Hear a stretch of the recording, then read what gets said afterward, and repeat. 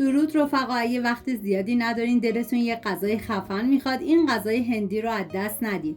یک عدد پیاز بزرگ رو به صورت نگینی ریز خورد میکنم. این غذا برای 4 نفر در نظر گرفته شده. شما بر اساس تعداد نفرات مواد رو کم یا زیاد کنید.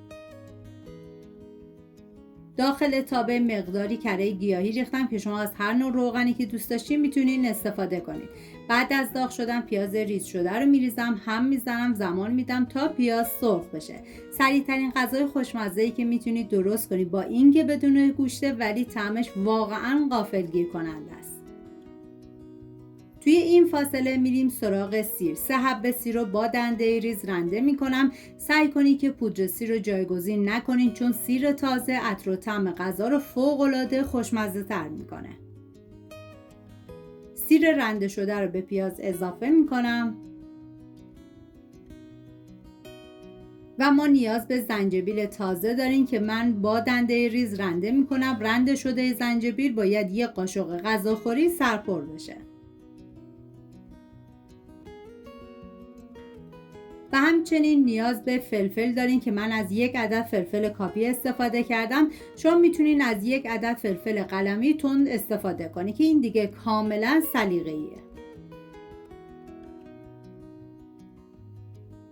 زنجبیل رنده شده رو همراه با فلفل کاپی به پیاز اضافه میکنم و باید حتما حرارت کم باشه.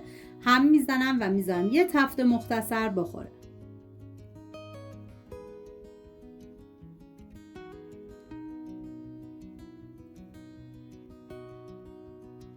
نوبت اضافه کردن ادویه هست، شامل پودر تخم گشنیز، نمک، فلفل سیاه، پاپریکا، آویشن و ادویه کاری. هم میزنم و میذارم ادویه ها تف بخورن، عطر ادویه ها آزاد بشه. عزیزانی هم که وگان هستن میتونن این غذای خوشمزه رو درست کنن و از خوردنش لذت ببرن. 7 عدد گوجه فرنگی رو حتما پوستش رو بگیرید و به صورت نگینی خورد بکنید. من غذاهای ملل گیاهی زیادی درست کردم که لینکش رو داخل دیسکریپشن گذاشتم. دوست داشتید ببینید درست کنید و از خوردنش لذت ببرید.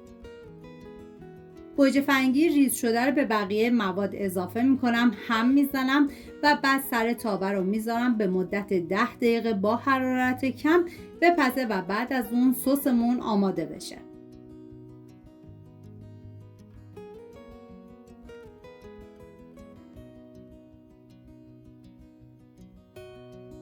نیاز به دال عدس دارین که من از 300 گرم استفاده کردم و بعد دال عدس رو شستم. اصلا نیازی نیست که بخوام دال عدس رو خیس بدیم.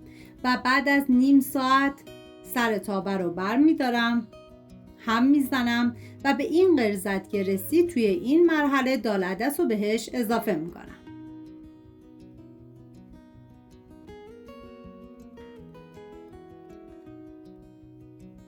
و 2 لیوان آب جوش میریزم. زمان میدم به مدت نیم ساعت این غذا بپزه و جا بیفته.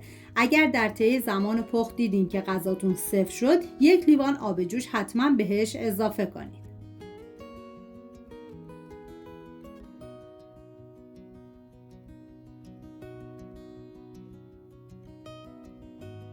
ما نیاز به گشنیز تازه داریم که خورد شدهش باید 5 قاشق غذاخوری باشه و مقداری از گشنیز تازه رو برای تزیین روش من میذارم کنار.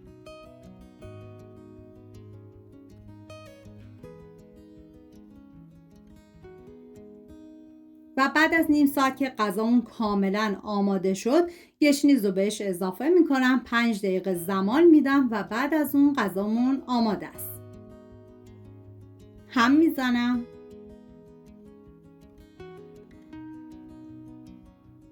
واقعا من هرچه از عطر و طعم و خوشمزگی این غذا بگم کمه.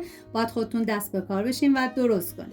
زمانی که دیگه غذا کاملا آماده شد، من یه هم میزنم و مقداری کره با پاپریکا تفت دادم و به غذا اضافه میکنم و تمام.